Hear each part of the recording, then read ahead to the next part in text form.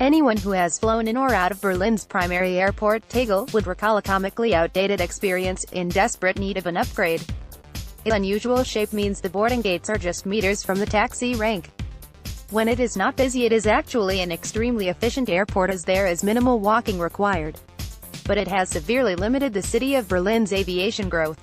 So, in 2006, the German government announced the commencement of construction of a new airport to replace Tegel, named Willy Brandt Berlin Brandenburg Airport. Willy Brandt was both the leader of the Social Democratic Party of Germany and served as Chancellor of the Federal Republic of Germany, West Germany. The airport construction project is managed by German company Flughafen Berlin Brandenburg GmbH, FBB. The construction site is next to the low-cost Schoenfeld Airport. It will also replace and I believe it will use their existing runways. The new airport was expected to overtake Düsseldorf as Germany's third busiest, behind Frankfurt and Munich. When construction commenced, the opening date was tentatively set for October 2011. This airport is still yet to open more than 6 years after this date. The more I researched the reasons for the delays as well as the rumors, the more ridiculous they became. Strap yourselves in and here we go. Berlin Tegel Airport delay won bankruptcy. In June 2010, the Airport Corporation, FBB, announced that the ambitious October 2011 deadline for opening could not be met because of, among other things, the bankruptcy of the construction planning company, Planungsgemeinschaft Berlin Brandenburg International. The opening date was pushed to June 2012. Delay to check-in desks and smoke exhaust. The 2012 opening date did actually look likely, with Berlin's mayor claiming, "We are on schedule," to the point that airlines amended their timetables to reflect operations to the new airport. The huge logistical exercise of moving so much infrastructure from Tegel, and Berlin's secondary, low-cost airport, Schoenfeld, to Brandenburg, within just a few days was planned to ensure limited interruptions to commercial aviation to and from the city. When an airport is replaced, it is normal to have a period of time where no flights operate to either airport so the infrastructure can be moved from one to the other. Understandably, everyone wants that period to be as short as possible, and it is usually only hours, rather than days. There was a problem with the check-in desks in the new terminal. During real-world testing in the lead-up to the opening, each check-in counter was supposed to handle 60 passengers an hour, but staff members were only able to deal with half as many people. The proposed solution to the check-in delays was to erect tents outdoors for passengers to check in until additional permanent check-in desks could be built. Only those second-class airlines who FBB described as ethnic would be subject to using the outdoor tents. German tenants Lufthansa and Air Berlin would be given preferential treatment to use the desks in the terminal. I hope I don't need to explain how this would have looked to the rest of the world.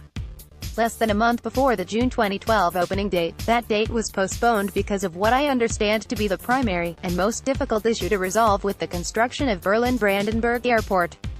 Safety inspectors discovered concerning issues with the fire safety and, more importantly, with the smoke exhaust systems that had been built. Engineers determined that the fire protection flaps, known as dampers, had been installed without a permit, or seemingly common sense. The design had been to exhaust smoke during an emergency downwards, under the airport's floors. The only reason this didn't work in testing is because smoke rises. The opening date was pushed to October 2013. Berlin Tegel Airport delay 3 changes at the top. In January 2013, the opening date was pushed to at least 2014. There were several personnel changes at FBB, both voluntary and involuntary. Read between the lines on that one. The CEO of FBB was sent packing.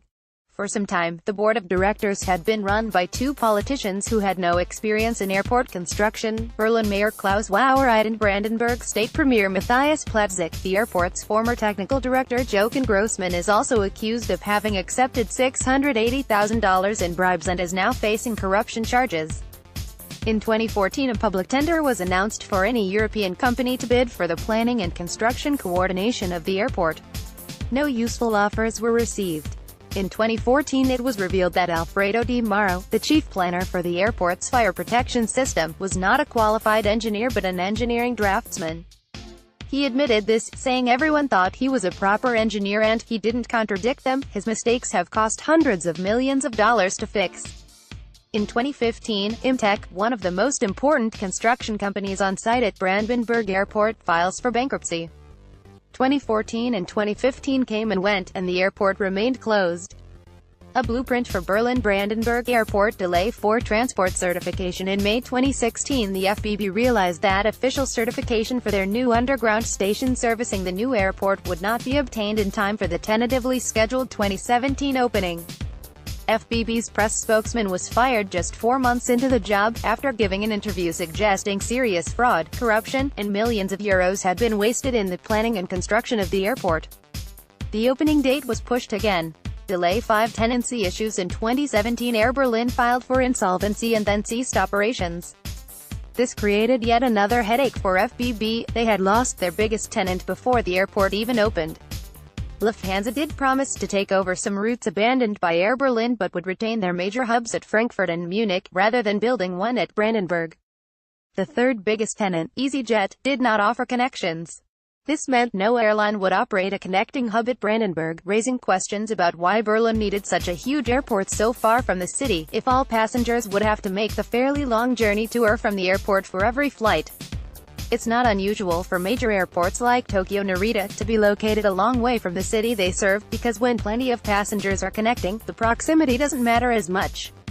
This led to the citizens of Berlin calling for Tegel to remain open even after Brandenburg was eventually opened and become a smaller, city airport for time-poor business travelers, much like London City Airport is to London Heathrow.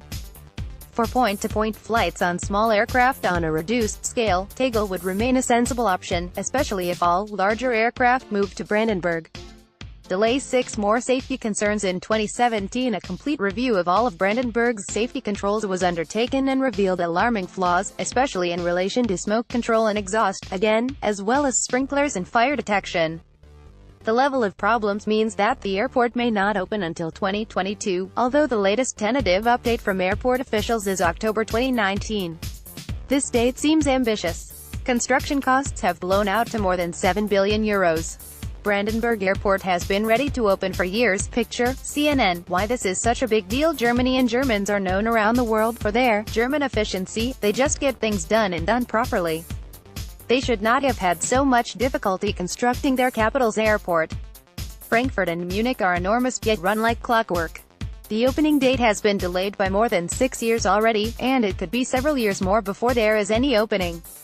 There have been endless stories and rumors circulating about corruption and embarrassingly poor planning, including reports that 90,000 meters of cables were incorrectly installed, 4,000 doors were incorrectly numbered. Surely an airport wouldn't even have this many doors. Several escalators were too short. There still aren't enough check-in desks. FBB planned to have hundreds of nightclub bouncers stationed around the airport 24 hours a day to sound alarms manually and open doors to exhaust smoke. Given the automated systems could not do so, the airport will need to be extended as soon as it eventually opens to keep up with demand. 3,000 smoke detectors went missing. 750 display screens that were switched on 6 years ago in readiness for the first opening date have already reached the end of their lives and need to be replaced before the airport is even open. Thousands of light bulbs run non-stop because officials can't work out how to turn them off.